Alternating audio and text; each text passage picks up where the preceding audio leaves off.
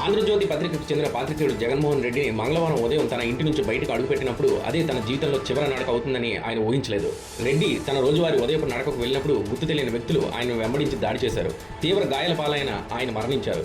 ముఖ్యమంత్రి చంద్రబాబు నాయుడు సొంత జిల్లా అయిన చిత్తూరులోని వీకోట పట్టణంలో ఏబిఎన్ ఆంధ్రజ్యోతి పత్రికతో అనుబంధంతో ఉన్న పాత్రికేయుడు రెడ్డి హత్యకు గురయ్యారు. ప్రాథమిక నివేదికల ప్రకారం గుర్తు తెలియని దుండగులు ఆయనను వెంబడించి తప్పించుకునే అవకాశం లేకుండా పదునైన ఆయుధాలతో పొడిచారు. చిరిగిన చొక్కాతో రక్తపు మడుగులో పడి ఉన్న రెడ్డి మృతదేహం లభ్యమైంది. ఈ హత్య పాత్రికేయ సంఘాలు, పౌర సమాజంలో తీవ్ర ఆగ్రహాన్ని రేకెత్తించింది. పలు సంఘాలు ఈ దాడిని ఖండిస్తూ బాధ్యులపై త్వరతగిన కఠిన చర్యలు తీసుకోవాలని డిమాండ్ చేశాయి. ఈ హత్య తెల్లవారుజామున జరిగిందని, దుండగులు బైక్పై వచ్చి ఈ దాడి చేశారని చిత్తూరు పోలీస్ సూపరింటెండెంట్ తిషార్ దూది ధృవీకరించారు. వ్యక్తిగత కక్షలతో సహా అన్ని కోణాల్లోనూ పోలీసులు దర్యాప్తు చేస్తున్నారని, ఇతర ఉద్దేశాలను కూడా కొట్టిపారేయడం లేదని ఆయన తెలిపారు.